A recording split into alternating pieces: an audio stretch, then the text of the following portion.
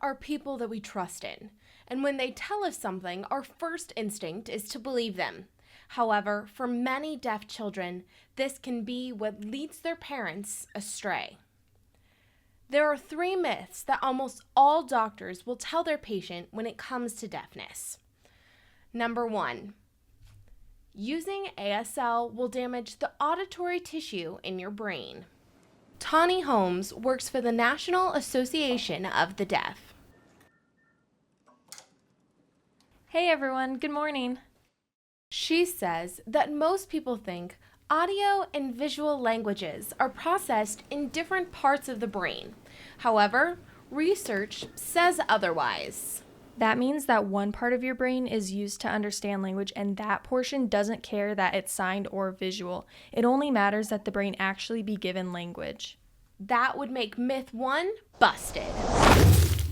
The second says that learning ASL will hurt the child's ability to learn to speak. Beth Benedict works at Gallaudet University and says that ASL does not hurt your ability to learn speech.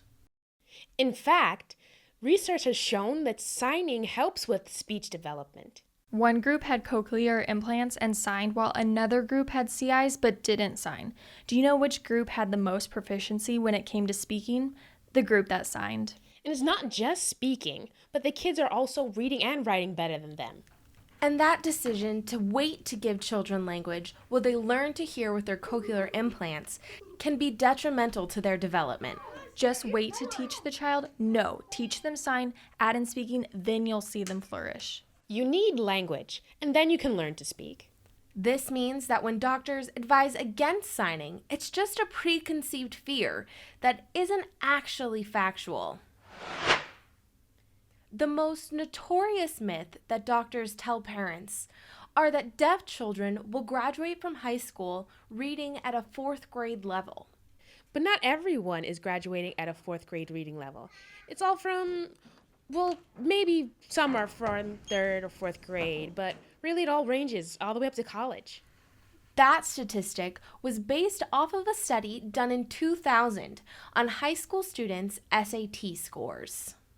First, look at whether the SAT is a good form of measurement. It would appear not, as less schools are using it. Secondly, with the 2000 study, remember that most of the high school students at that time would have been born in 1988. This means they weren't being scanned at birth. The average age of detection was 2.5 to 3 years old, and that meant years of missed language acquisition and time when parents didn't realize that they needed to be involved. You can't apply it to today's children. Now 95% of deaf children are identified at birth. Really, there's many factors. It's because people keep telling kids that, oh, you read at a 4th grade reading level, it's because you're deaf. But even after a multitude of studies have proven these myths wrong, we're still seeing doctors and audiologists and medical professionals telling families not to sign.